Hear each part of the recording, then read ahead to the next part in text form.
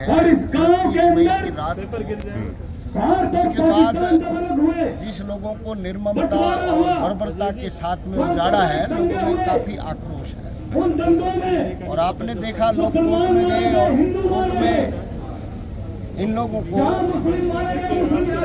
Stay भी मिला है।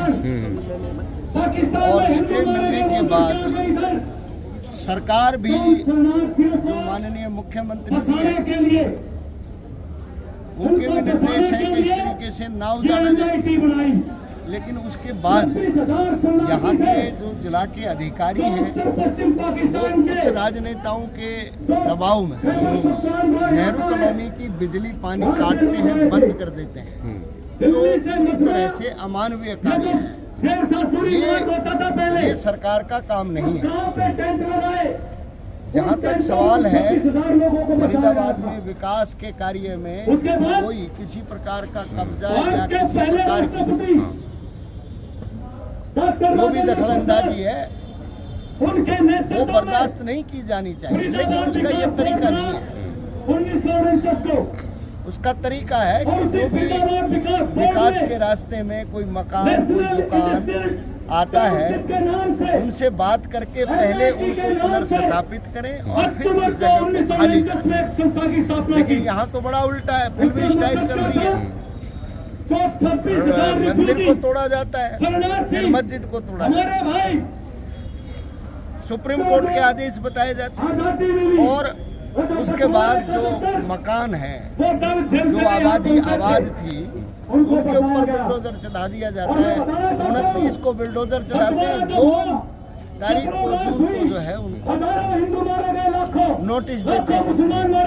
उन नोटिसों में लिखा होता है कि आपको नियम अनुसार भाई बसाएंगे तब आपका मकान खाली कराएंगे। और यहाँ तोड़ करके 2 जून तक गरीबों ने जो रोड़ा पत्थर का अपना एक आशियाना बनाया उस सब को ट्रकों में भर करके ले गए।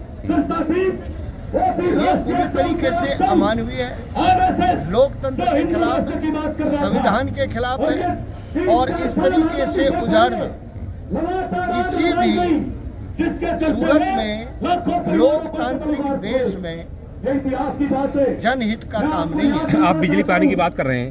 कल का ही सुबह का मामला है कि बिजली पानी के लिए 2 पक्षों में झड़प हो गई थी, 8-10 लोग घायल हो गए थे। एक दलित समाज की 5 बेटियां घायल हो गई थी। मतलब पानी भरने की जल्दबाजी, टैंकर आता है जल्दी करने में। देखिए, जब भुखमरी होती है ना, किसी भी चीज की आपदा होती है, चाहे वो भोजन के लिए आपदा है या पानी की आपदा है, निश्चित तौर पर उसमें आपाधापी जो है ना लोगों की होती है और उसमें झगड़ा भी हो जाता है। मैं भरूं पहले, मैं भरूं ऐसे, मतलब क्योंकि अगली बार दूसरा टैंकर आएगा नहीं आएगा कुछ नहीं, कोई नहीं। इसलिए जो आ रहा है तुरंत मुझे मिल जाए, मेरा बच्चा पानी के। तो मंत्री से क्या मांग रहेगी आपकी?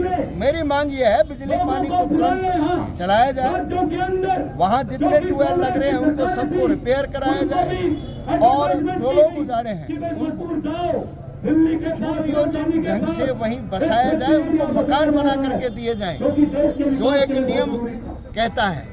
इस तरीके से लोगों को बेघर करके नहीं भगाना चाहिए। ठीक है। और मंत्री जी से हम यही बात रखेंगे और आशा करते हैं कि मंत्री जी हमारी बात को मुख्यमंत्री जी तक पहुंचाएंगे। नेहरू कॉलोनी मेरी मातृशक्ति बुजुर्ग यहाँ पर आए हैं, सभी का बहुत बहुत स्वागत, बहुत बहुत अभिनंदन करता हूँ। और आप लोगों ने ज्ञापन दिया है, जो आपने ज्ञापन दिया है, ज्ञापन के बारे में पूरी तहकीकात करके और उसकी जानकारी लेकर के जो ये मकान टूटे हैं किस योजना के तहत टूटे, क्या चीज का एक्सपेंशन वहाँ पर होना था तो उसका कितना एरिया जरूरत थी, उसमें उसके निशान लगाए और उसमें कितने घर इस तरीके से तोड़फोड़ के अंदर आए हैं, कितने घर इसमें तोड़फोड़ में हैं। इसमें सर जो है ना नोटिस जो दिया गया है वो नोटिस दिया गया 2 तारीख को, तोड़फोड़ होगी 29 तारीख को। और नोटिस में जो है 120 फुट पुलिया की तरफ से और मस्जिद की तरफ से 160 फुट केवल वो एरिया खाली करवाने का नोटिस है। इसके अलावा करीबन उसमें 300 के करीब तो मकान तोड़ दिए गए और बाकी को एक कह दिया गार्डर फैला जाए कि तुम खाली करो, तुम्हारे तोड़ रहे हैं। ये कोई बात नहीं है, ये ज्ञापन आपने दिया है, मैं सरकार में माननीय मुख्यमंत्री जी से इसकी बात भी करूंगा और सारी इसका संज्ञान मैंने पहले भी लिया है। पहले 1-2 लोग मिले थे, आप लोग मिले नहीं कभी भी कि इस तरीके के जब आपको नोटिस आया तभी मिलना था। अब मैं मुख्यमंत्री जी से बात करता है कि कोई बात नहीं है, जब विकास होता है जगह खाली भी कराई जाती है, बड़े बड़े मकान जो ऑथराइज है उनको भी हटाया जाता है, लेकिन एक नीति के तहत एक उनको कोई किस तरीके से हम कहाँ शिफ्ट करते हैं, उनका कितना बड़ा राइट है, उस राइट को एग्जामिन करा के आप लोगों को भी तसल्ली देकर जब ये कार्रवाई होनी चाहिए। लेकिन जो भी जैसे भी हुई है एक बार इसे देखकर आप चिंता ना करिए, आगे कोई भी इस तरीके का काम ना हो, इसमें आप लोगों को मैं माननीय मुख्यमंत्री जी से एक बार मंत्रणा करके इसको सुनिश्चित करने का काम। बहुत बहुत धन्यवाद।